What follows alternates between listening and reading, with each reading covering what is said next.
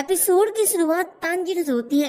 Tanjiro एक बड़े से पत्थर को मूव करने में सफल हो जाता है और उसे लगातार मूव करते रहता है। तांजीरो को देखकर इनोसुके में भी हिम्मत आ जाती है। इसके तो लेवल निकल गए और वो भी पत्थर पर पूरा दम लगाता है। लेवल सबके निकलेंगे, लेवल सबके निकलेंगे। जिसके बाद इनोसुके भी पत्थर को मूव करने में कामयाब हो जाता है। इसके बाद केवल जेनित्सु ही बचता है जिसका अभी तक लेवल नहीं निकला।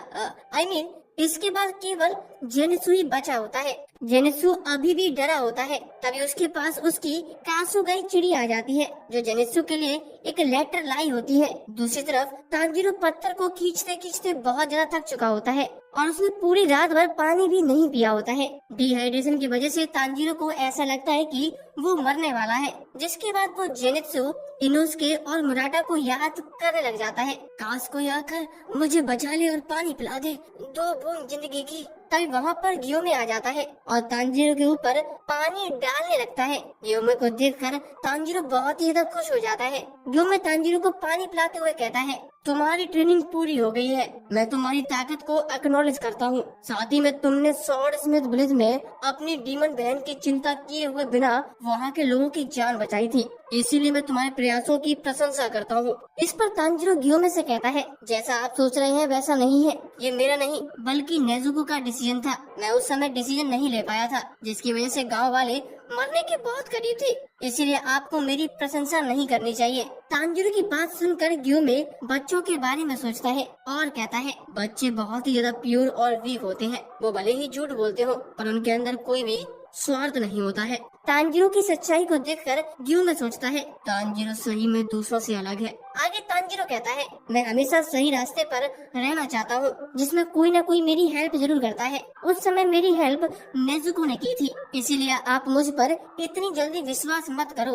इसके बाद तांजीरो ट्रेनिंग और पानी के लिए गियोमे को शुक्रिया कहता है। तांजीरो की बात सुनकर गियोमे सोचता है, चाहे कोई भी कुछ कहे मैं तुम पर पूरा विश्वास करता हूँ। इसके बाद गियोमे तांजीरो को अपनी स्टोरी सुनाने लगता है। हमें बताया जाता है कि गियोमे एक टेम्पल में अनाथ बच्चों की देखभाल किया करता था।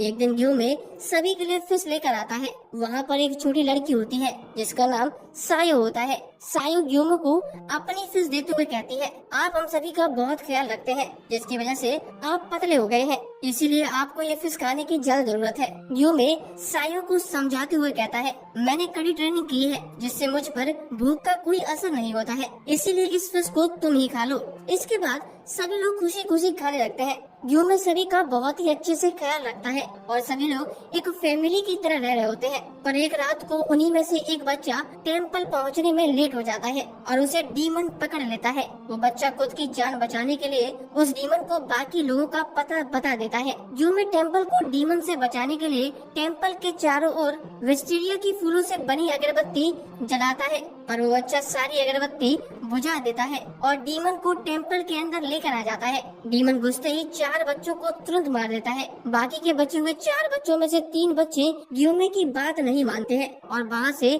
खुद ही भागने लगते हैं, जिसके बाद डीमन उन्हें भी मार देता है। गियोमे तांजीरो से कहता है, उस समय हमारे पास भरपेट खाना नहीं था जिसकी वजह से मैं बहुत पतला और कमजोर था। अब एक अंधा इंसान क्या ही कर सकता है। यही सोचकर बाकी के बच्चों ने मेरी नहीं सुनी, पर वहाँ पर केवल एक छोटी बच्ची थी, सायो, जिसने मेरी बात सुनी थी। उस बच्ची को बचाने के लिए मैंने डीमन से लड़ाई करी। डीमन की वजह से ही गियोमे के माथे पर चोट का निशान बन जाता है, पर गियोमे अपनी पूरी पावर के साथ उस डीमन पर हमला करता है और उसे बुरी तरह मार देता है। गियोमे ने पहली बार किसी लिविंग क्रिएचर को मारा था, जिसको सोचकर गियोमे आज भी कांप जाता है। गियोमे को उस दिन खुद की असली पावर का एहसास होता है। गियोमे लगातार डीमन के सर पर मारता रहता है जब तक दिन नहीं हो जाता। गियोमे अपनी पूरी पावर का यूज करके सायो को बचा लेता है और साथ में बहुत कुछ खो भी देता है। बाद में गांव वाले वहां पर पहुंच जाते हैं और सायो से पूछते हैं कि क्या हुआ।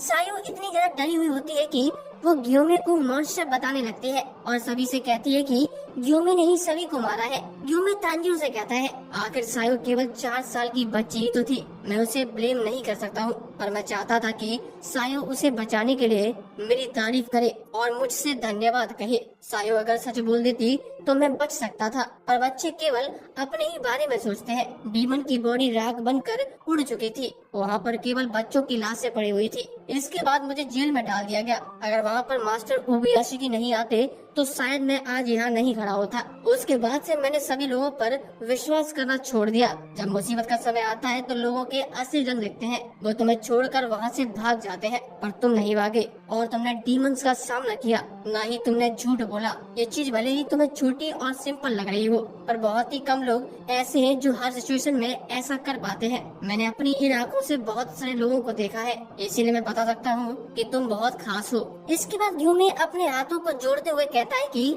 हम सबके फ्यूचर के बारे में अलग अलग ख्याल है। अब से मैं भी सही रास्ते पर चलने में तुम्हारी हेल्प करूंगा। यूमी की बात सुनकर तांजीरो भी रोने लग जाता है और कहता है कि मैं भी अपनी पूरी कोशिश करूंगा। यूमी तांजीरो के सर पर हाथ फेरने लगता है जैसे वो सायो के सर पर हाथ फेरता था। इसके बाद तांजीरो की यूमी के साथ ट्रेनिंग खत्म हो जाती है। अगले सीन में गेने, तांजीरो और इनुसुके लंच कर रहे होते हैं। गेने तांजीरो से कहता है, शुरुआत में यूमी ने मुझे अपना स्टूडेंट नहीं बनाया था क्योंकि मेरे पास कोई टैलेंट नहीं था, पर बाद में जब उन्हें पता चला कि मैं डीमंस को खा रहा हूँ तो उन्होंने मुझे अपना स्टूडेंट बना लिया और मिस कोचो से मेरा पूरा चेकअप करने को भी कहा। हम देखते हैं कि इनोसुके केवल खाने पर फोकस कर रहा होता है। लेवल निकलेंगे, लेवल। अपना खाना खाने के बाद इनोसुके जेनित्सु का भी खाना भी खाने लगता है, पर तांजीरो इनोसुके को रोक देता है। आगे तांजीरो और गेन्या शिनोबु के बारे में बात करने लगते हैं कि कैसे शिनोबु बार बार गेन्या को डांटती रहती थी क्योंकि गेन्या अपनी हेल्थ का ध्यान नहीं रखता था। तांजीरो गेन्या से कहता है कि मैं अब गियू के साथ ट्रेनिंग करने जा रहा हूँ, क्या तुम मेरे साथ चलोगे? इस पर गेन्या कहता है, मेरी ट्रेनिंग अभी भी खत्म नहीं हुई है, मैंने अब तक पत्थर को थोड़ा सा भी मूव नहीं किया है। ये सुनते ही इनुसुके गेन्या का मजाक उड़ाने लगता है। तुम्हारे लेवल कभी नहीं निकलेंगे। जिस पर गेन्या भड़क जाता है और दोनों में लड़ाई हो जाती है। लास्ट में लड़ाई रोकने के लिए तांजीरो इनुसुके के ऊपर बैठ जाता है। तांजीरो गेन्या से कहता है कि अगर तुम मेरे साथ चलते तो हम रास्ते में तुम्हारे भाई विंड हाशिरा के बारे में बात कर सकते थे। ये सुनकर गेन्या शांत हो जाता है। इसके बाद हम जेनित्सु पर शिफ्ट होते हैं। जेनित्सु एक बड़े से पत्थर पर बैठा होता है। तभी तांजीरो उसके पास खाना लेकर आता है। तांजीरो जेनित्सु को बताता है कि उसकी ट्रेनिंग खत्म हो गई है और वो नेक्स्ट ट्रेनिंग के लिए जाने वाला है। हमें पहली बार जेनित्सु बहुत ही ज्यादा शांत दिखाई देता है। ये देखकर तांजीरो को चिंता होने लगती है। तांजीरो जेनित्सु से पूछता है, आखिर क्या हुआ है तुम्हें, मुझे क्या करना चाहिए? जेनित्सु तांजीरो से कहता है कि तुम्हें चिंता करने की जरूरत नहीं है, तुम जाकर अपना काम करो। इसके बाद तांजीरो खाना रखकर वहाँ से चला जाता है। हम देखते हैं कि जेनित्सु के हाथ में एक लेटर होता है और उसके माथे से खून बह रहा होता है। जेनित्सु कहता है, तांजीरो तुम एक बहुत ही अच्छे इंसान हो, तुम्हारा बहुत ज्यादा शुक्रिया, पर यह चीज मुझे खुद करनी होगी, चाहे कुछ भी हो जाए। इस सीन में हम पहली बार जेनित्सु को इतना ज्यादा सीरियस देखते हैं। इसके बाद तांजीरो गियू के पास जाने के लिए निकल जाता है। रास्ते में तांजीरो को जेनित्सु और नेजुको की चिंता होती है, पर थोड़ी ही देर में तांजीरो गियू के घर पहुंच जाता है। वहां पहुंचते ही तांजीरो को पहली चीज सानेमी दिखता है। सानेमी और गियू आपस में लड़ रहे होते हैं। दोनों के बीच टक्कर का मुकाबला होता है। दोनों ही बहुत तेज होते हैं, पर इस बार तांजीरो दोनों की फाइट को अच्छे से देख पा रहा होता है क्योंकि तांजीरो भी बहुत ज्यादा ट्रेनिंग करके आया होता है और पहले से स्ट्रांग बन चुका होता है। सानेमी लड़ते हुए गियू को चिढ़ाता है, तुमने तो कहा था कि तुम हम सबसे अलग हो, आखिर कहाँ है तुम्हारी वो ताकत? गियू चुपचाप लड़ता रहता है। आखिर में दोनों लोग एक दूसरे पर इतनी तेज हमला करते हैं कि दोनों की तलवार ही टूट जाती है। इसके बाद सानेमी गियू से कहता है, अब हमें एक दूसरे को खाली हाथों से ही मारना पड़ेगा। ये सुनकर तांजीरो दोनों के बीच में आकर लड़ाई रोक देता है। सानेमी तांजीरो से कहता है कि तुम्हें तो ऑर्डर दिया गया था ना कि तुम मुझसे दूर रहोगे, आखिर फिर तुम मेरी जासूसी क्यों कर रहे हो? इस पर तांजीरो कहता है, कहीं तुम मुझसे इसलिए गुस्सा तो नहीं हो कि मैंने तुम्हारे रेड बीन सूप पी लिया था? मैं तुम्हारे लिए और रेड बीन सूप बना सकता हूँ। ये सुनकर सानेमी और ज्यादा गुस्से में आ जाता है और कहता है, तुम मेरे साथ ही फालतू के मजाक मत करो। तांजीरो यहाँ भी नहीं रुकता और कहता है, जब मैं तुम्हारे यहाँ ट्रेनिंग करता था तो वहाँ से रेड बीन सूप की बहुत अच्छी खुशबू आती थी, क्या तुम्हें रेड बीन सूप इतना ज्यादा पसंद है? तांजीरो की बात सुनकर गियो भी सानेमी से पूछता है, क्या तुम्हें रेड बीन सूप पसंद है? ये सुनकर सानेमी का गुस्सा और ज्यादा बढ़ जाता है और वो तांजीरो को मुक्का मार कर हवा में उड़ा देता है। थोड़ी ही देर बाद जब तांजीरो को होश आता है तब तक सानेमी वहाँ से जा चुका होता है। तांजीरो गियो से पूछता है कि आखिर तुम सानेमी से लड़ क्यों रहे थे? इस पर गियो बताता है कि हम लड़ नहीं रहे थे, बल्कि ये हाशिरा ट्रेनिंग का हिस्सा था जिसमें हम हाशिरा आपस में लड़ते हैं। तांजीरो ग्यू से माफी मांगता है कि मैंने तुम्हारी ट्रेनिंग खराब कर दी। इस पर ग्यू कहता है ऐसा नहीं है, मुझे सानिमी से बात करनी नहीं आती और सानिमी हमेशा गुस्से में रहता है। अब मुझे सानिमी का फेवरेट फूड पता है, तो जब भी मैं उससे मिलूंगा तो मैं उसे रेड बीन सूप दे दिया करूंगा, जिससे हम लोग अच्छे दोस्त बन जाएंगे।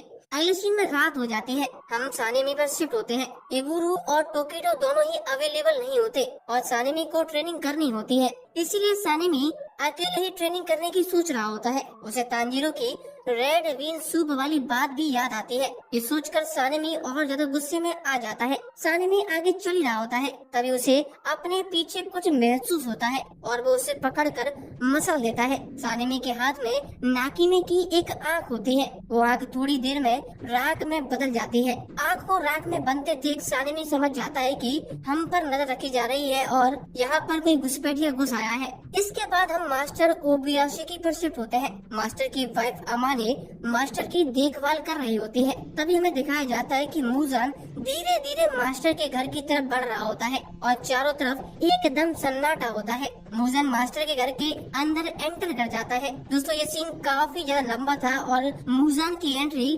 काफी ज्यादा कूल थी। खैर मास्टर अपने कमरे में लेटे हुए होते हैं और पास में उनकी वाइफ आमाने होती है। मास्टर लेटा हुआ मूजान को आता हुआ देख लेता है, पर वो कुछ नहीं करते हैं। मूजान इस समय और ज्यादा डरावना दिख रहा होता है। उसके चारों ओर हल्की हल्की धुंध सी छाई होती है। मूजान धीरे धीरे मास्टर की तरफ बढ़ रहा होता है और उनके सामने जाकर खड़ा हो जाता है।